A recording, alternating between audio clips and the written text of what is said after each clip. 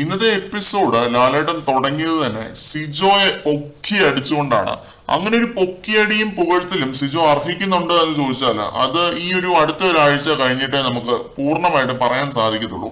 സിജോ എന്തെങ്കിലും കളിച്ചാൽ മാത്രമേ ഈ പൊക്കിയടിയൊക്കെ അർത്ഥവത്തായിട്ട് തോന്നത്തുള്ളൂ. എന്നെ സംബന്ധിച്ചിടത്തോളം വലിയ ബാഡ്ജ് ഓഫ് ഓണർ ഒക്കെ കൊടുത്ത ലാലേട്ടൻ ചമ്മി പോകാനാണ് സാധ്യതയുള്ളത്. പിന്നെ ജിൻഡോ പറഞ്ഞ പോലെ ഇവൻ കാട്ടുതീയൊന്നുമല്ല, തീപ്പട്ടിക്കൊള്ളിയാണ്. ആ ഒരു അവസ്ഥയാവും സിജോയ്ക്ക്. പിന്നെ സിജോയുടെ വേറൊരു കാര്യം, എപ്പിസോഡ് കണ്ടോണ്ടിരുന്നപ്പോ ഞാൻ ആലോചിക്കുമായിരുന്നു, അല്ല സിജോ ഇനി നമ്മുടെ ബിഗ് ബോസ് ടീമിനെ ഭീഷണിപ്പെടുത്തിയോ? തിരിച്ചു കയറ്റിയില്ലെങ്കിൽ കേസ് കൊടുക്കുമെന്നോ മറ്റോ? ജസ്റ്റ് ഒരു തോട്ടാണ് കേട്ടോ. നിങ്ങൾ ഒന്ന് ആലോചിച്ച് നോക്കിയിട്ട് കമന്റ് ആയിട്ട് നിങ്ങൾ പറ.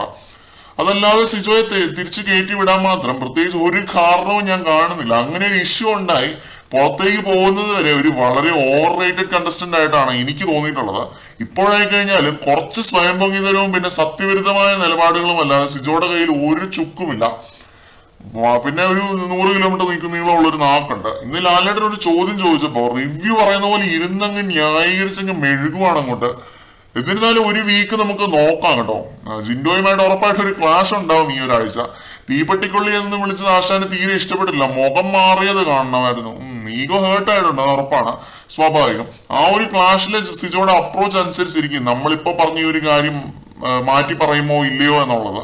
പ്രോപ്പർ ആയിട്ടുള്ള പോയിന്റുകൾ എടുത്തിട്ട് പ്രേക്ഷകരെ കൺവിൻസ് ചെയ്യിപ്പിക്കും മോനെ, അതാണ് കഴിവ്. ജിൻഡോ തെറ്റുകാരനാണ് അല്ലെങ്കിൽ ജിൻഡോ പ്രശ്നക്കാരനാണ് എന്നുള്ളത് നീ ഒന്ന് തെളിയിച്ച് കാണീര്.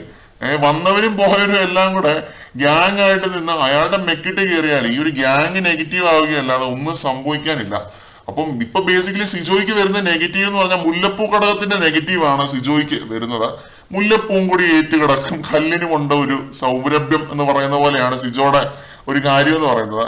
കഴിഞ്ഞ ദിവസത്തെ ജയിലിന്റെ അവിടെ വെച്ച് നമ്മൾ ലൈവില് കണ്ട് നമ്മൾ ഓൾറെഡി പറഞ്ഞതാണ് അതിനെ കുറിച്ചൊക്കെ.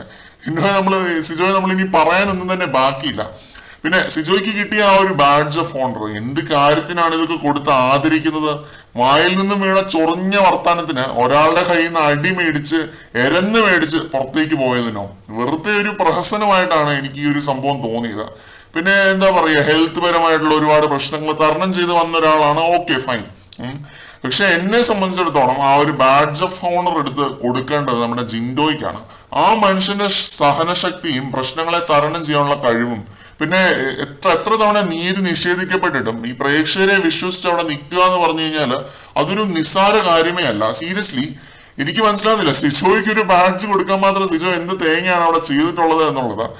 എന്റെ അമ്മാതിരി കടിച്ചു പിടിച്ച് സഹിച്ചാണ് അവിടെ നിൽക്കുന്നത്. എന്റെ മാത്രം അഭിപ്രായമാണ്. നിങ്ങൾക്ക് നിങ്ങളുടെ അഭിപ്രായങ്ങൾ കമന്റ്സിൽ പറയാം. മറ്റൊരു വീഡിയോയുമായിട്ട് വീണ്ടും കാണാം.